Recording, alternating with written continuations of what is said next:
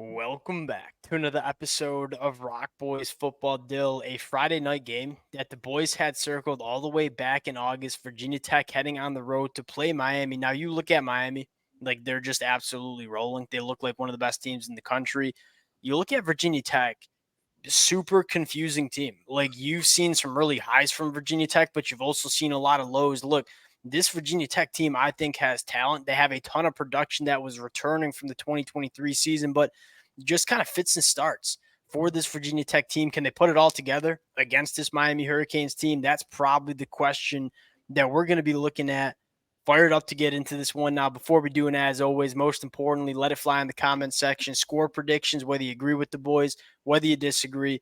That's the beauty of doing this. Appreciate you guys rocking with it. If you all do enjoy the content, consider subscribing to the channel. And Dill, without further ado, I want to get into a talking point that I think is fascinating in this football game. We talked about it late last night when we recapped the Miami game. And we said, hey, Miami hasn't had to lean on the rushing attack all that often because of how good Cam Ward has been. That being said, you look at this Virginia Tech defense, one, very good against the pass, only allowing a 51% completion percentage, an elite pass rush that's sacking the quarterback 11.6% of the time. Not as good against the run. Now, look, I got up there and was complaining last night about Miami not running the football. You look at the number, 6.8 yards per carry. That's number 8 in the country. Miami can run the football. They just haven't had to lean on it. They might have to lean on it. Friday night against Virginia Tech, can they do it is the question.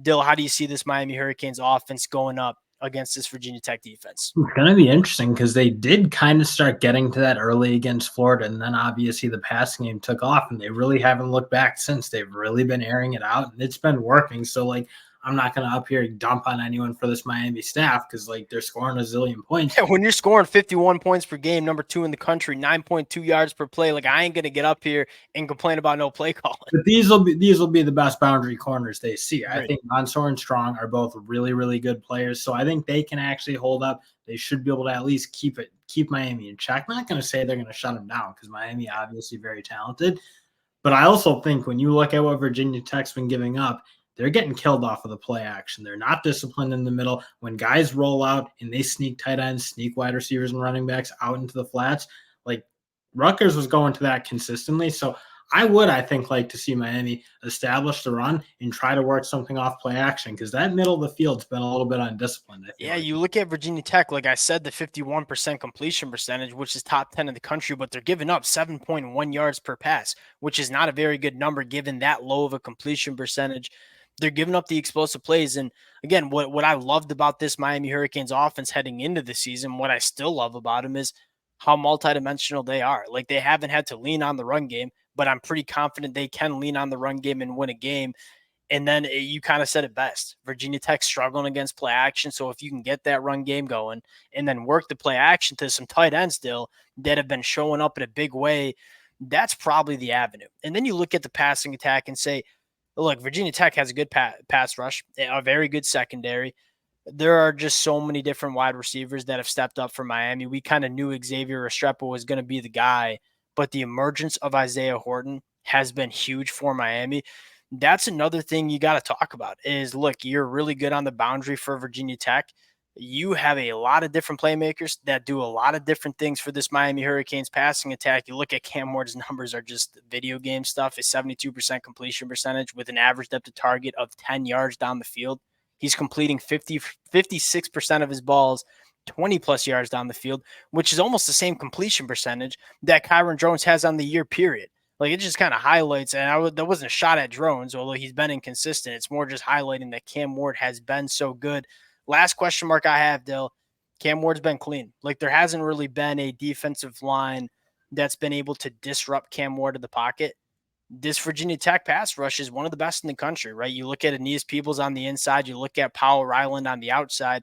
Both have 20+% pass rush win rates, both almost 10 quarterback hurries. You didn't have Jalen Rivers last night. I probably would think he'd be back on Friday night for Virginia Tech. That being said, the pass protection's been elite for Miami. They've only been allowing sacks on 0.9% of their dropbacks.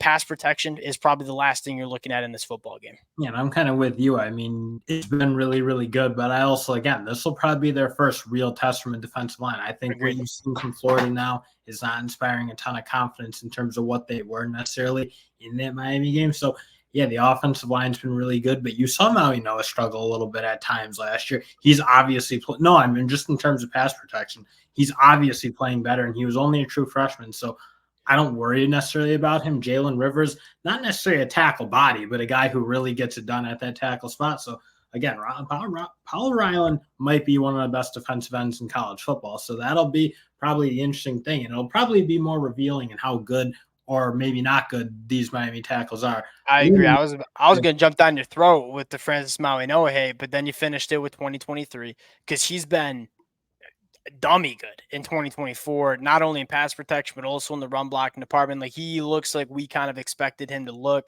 Again, it's really hard to find a hole in this Miami Hurricanes offense right now. They're so multidimensional. They're putting up a ton of points. Cam Moore's playing like the best quarterback in all of college football.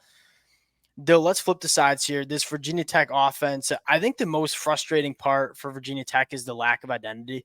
Like we kind of went in and said, all right, an experienced offensive line, a dual threat quarterback with Drones, who's been at times in 2023 inconsistent in the passing attack. We were looking for him to kind of take that step. And again, you see the flashes just like you saw in 2023. You see the NFL caliber arm and body, but you don't see it on a consistent basis.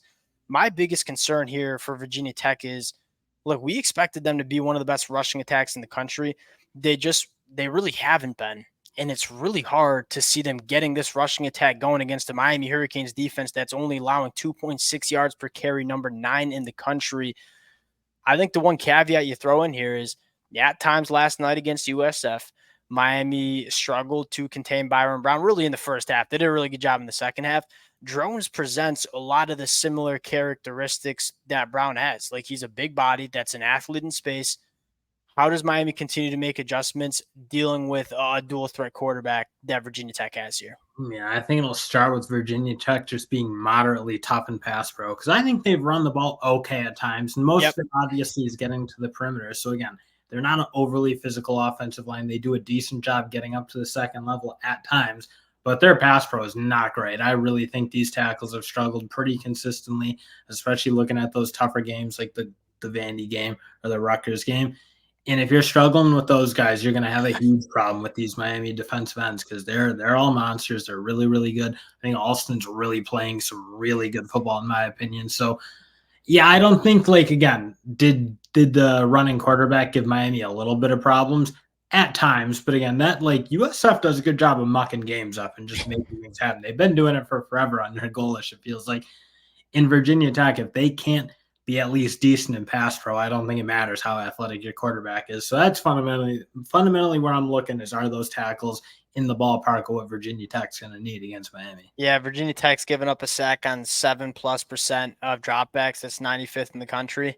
You're looking at a Miami pass rush that's sacking the quarterback almost 10% of dropbacks. That's top 20 in the country. You mentioned Elijah Alston. I'd mentioned Tyler Barron. I'd mentioned Simeon Barrow on the inside, who is starting to turn it up. They're doing all this without the best player on this Miami Hurricanes defense, Ruben Bain, who, again, I don't know if he'll be back Friday night, but if he's back, just add another problem to this Virginia Tech problem board that you have with this Hurricanes defense. Last thing I want to talk about Virginia Tech, they want to push the ball down the field. Like they want to run the football, play action, hit explosive plays. Miami's been damn solid in the secondary. Like, and that was our biggest question mark about this Miami Hurricanes defense heading into 2024. Largely the biggest question we had about this Miami Hurricanes team, period. 5.3 yards per pass attempt. That's 19th in the country. Again, I don't think they've seen elite passing attacks yet, but I don't know if Virginia Tech has that elite passing attack that I think a lot of Virginia Tech fans expected to see in 2024. It's been extremely frustrating, the passing attack for Virginia Tech, and they're leaving way too many points on the board. I think we saw Felton running like wide open twice. Drones overthrows them. Those are 2 touchdowns I think that they leave out. And then Lane drops a really nice ball that Drones throws. So they're just not – the disconnect is kind of wide there because Drones make some good throws, and then they're not coming up with the plays for him, and then they'll come up with plays and get open, and he'll miss them. It's just like – there's no consistency in terms of what either, frankly, position's doing, in my opinion. So They need people to punish Miami, I guess. And so the big key for me, like heading into this one, is hey, Miami, just you can't give up the explosive play. Like make this team string together 12 plays, 80 yards, and go score a touchdown. Virginia Because Tech, if they have a shot to hit it, they have to hit it. And they that's have the to hit those. problem that they have not been doing. 100% agree. Last thing I'll note, I would like to see a little bit more Jordan Lyle in the run game. Like we talked about Miami potentially leaning on the run game a little bit more in this game. Look, Damian Martinez is awesome. You brought him in for a reason. He is that grinding running back that, especially in short yardage, is going to give you the hard yards. Jordan Lyle, when he gets the football in his hands, is just a little different level of juice. Like you have two battering rams, for lack of better terms. I think there's more to their game than just battering rams, but Mark Fletcher and Damian Martinez are physical running backs.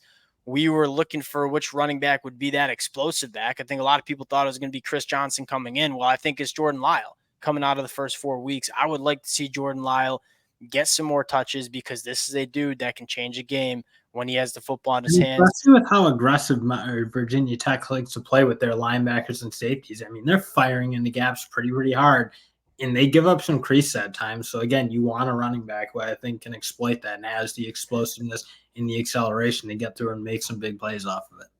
Let's get into the pick here. 17.5-point favorites for the Miami Hurricanes. I'll go first here, Dill. I think Miami's covered every single game they've played. I don't know if it stops now. This is not a game that if I'm like a bettor, I'm like sprinting to the window to get in, because I do think this Virginia Tech team is capable of playing much better than they've played throughout the first 4 games. That being said, I'm taking Miami to win this football game. I just think this Miami team is so complete. Like, find me the weakness in this Miami Hurricanes team. You're getting a Virginia Tech team that, I think is a pretty darn good college football team, but just hasn't really played like it the first 4 games of the season. I'll take Miami. Who do you got? I'll take the Hokies. And I think to win or just to cover the number. Oh no, not to win. I really don't see a great chance that they win this game. But I'll take them to cover that because I kind of, for what you said, like there's moments like they're better than those 2 teams they lost to. I agree. Look, they're going down early, they're turning the ball over, they're doing really stupid things and getting off to wildly slow starts. I don't know why they can't kind of figure that out, but they haven't been able to. I think they're a better team, though, than what they've kind of put out. This is probably the first time they're really overmatched, I'd say. I think they can play up to that level a little bit and just be tough. Like, I don't know that I see this game being a win for the Hokies. I don't think they're consistent enough making the plays they need to make. But I think they're a way better team than kind of their record indicates. They're better than Rutgers, better than Vanderbilt. They just need to, like, get off. They've played better than both those teams in the second half of both those football games. It's been a little too late. Yeah, if you're talking about keys for Miami, like jump on them early. And it's so weird because if you would have asked me, like, what team do you think starts the season cleaner, I would have said Virginia Tech over Miami because Miami's got a lot of new pieces coming in. I would have thought maybe a little bit of a slow start as these guys kind of get gelling. I would assume that Virginia Tech would be gelling right away, returning pretty much the whole roster from 2023. It's been kind of opposite. I think Miami knows not to overlook this game. I mentioned this yesterday. USF kind of felt like a trap game. Dill, I feel so much more comfortable with Cam Ward. USF also, again, they're a grimy. No, they're a grimy team, but kind of what I was getting at is, like, I think in previous years I'd be a lot less confident in this Miami Hurricanes team, but I look at Cam Ward there. I don't think there's a more confident person on the planet, quite frankly. And I'm not saying Cam Ward. See them step on them a little bit after kind of a slow start because you've seen Miami let bad. But I'm just saying what I'm trying to say is, like, I look at this team and I just say I don't have as much concern about them dropping games they shouldn't drop because of Cam Ward and how confident not only Cam Ward is, but they're just like kind of spreading that swagger and confidence around that program.